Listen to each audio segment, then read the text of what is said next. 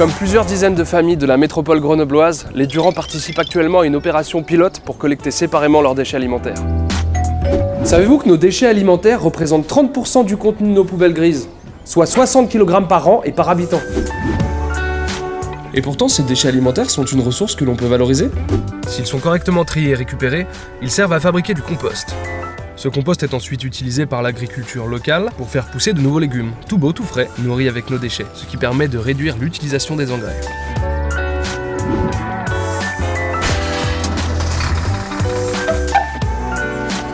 Cela rétablit un cycle naturel. De la table à la terre, rien ne se perd, tout se transforme.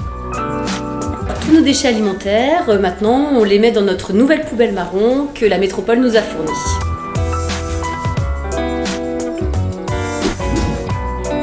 Pour éviter les mauvaises odeurs, ces sacs doivent être changés tous les 3 ou 4 jours, maximum, même s'ils ne sont pas pleins. Quant au bac marron, il doit être sorti chaque semaine. Cette initiative permet d'optimiser la fréquence des collectes pour assurer la collecte du bac marron une fois par semaine.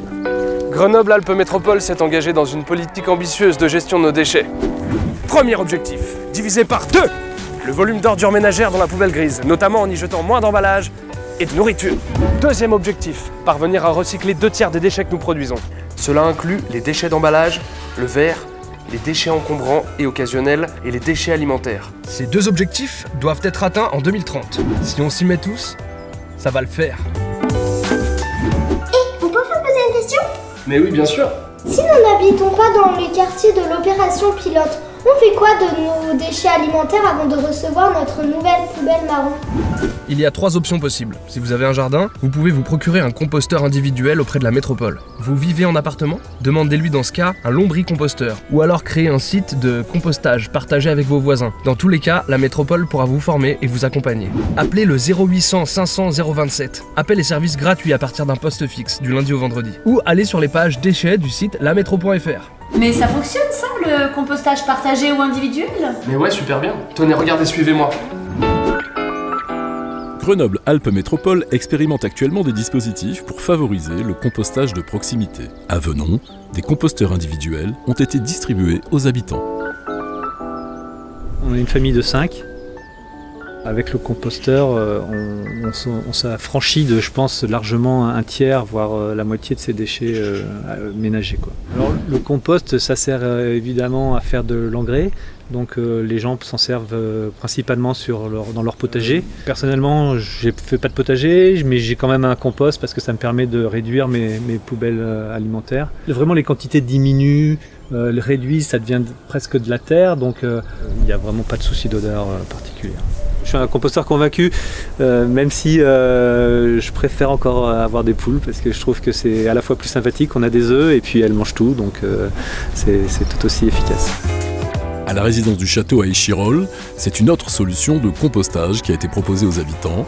Un système de compostage partagé entre voisins a été installé. Les gens réfléchissent à se dire on peut peut-être gérer nos déchets autrement que de les mettre systématiquement à la poubelle.